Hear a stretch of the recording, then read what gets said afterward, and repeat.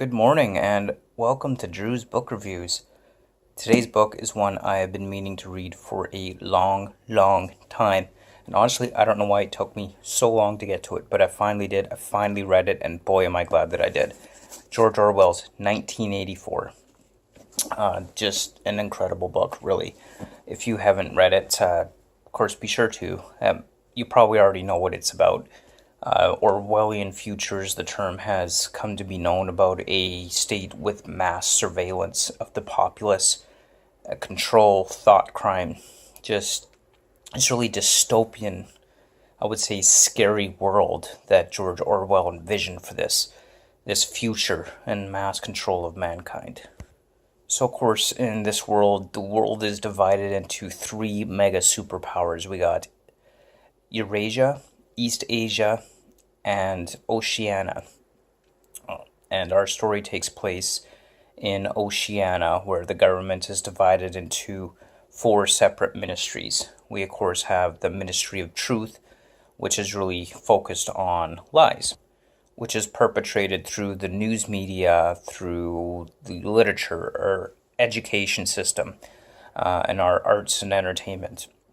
And we have the Ministry of Love, which is like the law enforcement and courts of this world, which of course is anything but love as far as the enforcement goes. We have the Ministry of Peace, which is focused on war. So constant perpetuation of war over and over and over and over again. And then, of course, we've got the Ministry of Plenty, which is all about economics and providing the means of survival for the people. And, of course, it's a very highly socialized system of government in which the government controls the means of production, distribution, and the means of life for the citizens, or the members of the party as it's referred to. And it's all about the party being Ingsoc, meaning English socialism, and really just this absolute massive system of control. Everything is literally watching you. Your TV set is really a spy device, which is watching everything you say and do through your TV set. And you can't turn this off. It's in your home. The picture frames on your wall, the street lamps, the posters, everything is watching you. Mass surveillance to every extent possible is happening, and you cannot get away from it. Every day there is 2 minutes of organized hate at the chosen target of the time, which is either East Asia or Eurasia. The Ministry of Truth is an organization that works on consistently rewriting history. If something changes, if who they're at war changes, well, that's who they've always been at war with. And entire history is being rewritten. People randomly disappear and it's as if they never existed at all. Truth is whatever the party says is truth. If they say 2 plus 2 makes 5, then it's 5. And you can't argue with that. That is truth.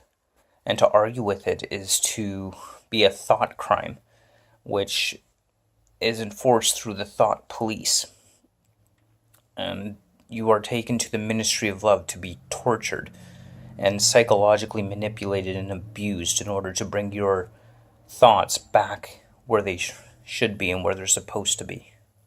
It's a world where children are indoctrinated to be spies for the thought police. So they spy on their parents and report them, in which parents suddenly disappear when the slightest inkling of independent free thinking happens. And this entire system is set up to control the populace. Thought crime itself does not entail death. Thought crime is death in this world that George Orwell has created. And he who controls the past controls the future. And he who controls the present controls the past. And that's really the concept and idea behind this. And when we're reading this world that's been created, we see that it has profound impact on modern society as well. What George Orwell wrote about is not so far in the future to be unimaginable. In fact, here in Canada, several police forces across the country have been caught using technology attached to cell tower and cell tower infrastructure networks that intercept every text message, every phone call, all your web browsing data history, all activity, network activity through your mobile devices on those cell tower networks. Intercept that, read it, be able to know what's going on, even if you think you're in private browsing mode, things like that. And they've been caught under this mass surveillance technology and using it, intercepting everything you're doing on your mobile devices. So we're already in this mass surveillance society described by George Orwell, which is crazy. Absolutely crazy when you think about it. Beyond crazy, I mean, it really is Orwellian in a way. We're seeing reflections of George Orwell's 1984 in the modern world. And like it's often been said, Orwell wrote this as a warning, not a user's manual. And so the impact is there. Big Brother is watching you, as noted throughout this book, on several different occasions. And it just really is something to think about, something really to get you thinking about where our world's headed, what kind of governments we continue to prop up.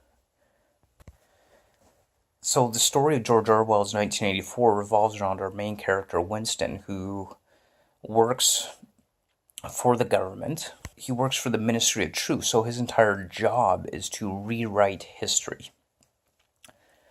So he knows all the lies that he's propagated. He knows the history that he's changed, and he knows the difference, and he starts to realize that this doesn't feel right. And he starts to really hate what he's doing and hate the government. And also, he begins to realize that there's more to life than just the party and just the absolute strict conformity that is demanded of him and the populace. And he meets this girl, Julia, whom he starts to fall in love with. But their love is taboo. It's forbidden love. They're not allowed to have those feelings, because to feel any kind of devotion or love for any other person means that you are not completely devoted to Big Brother and the party. You don't love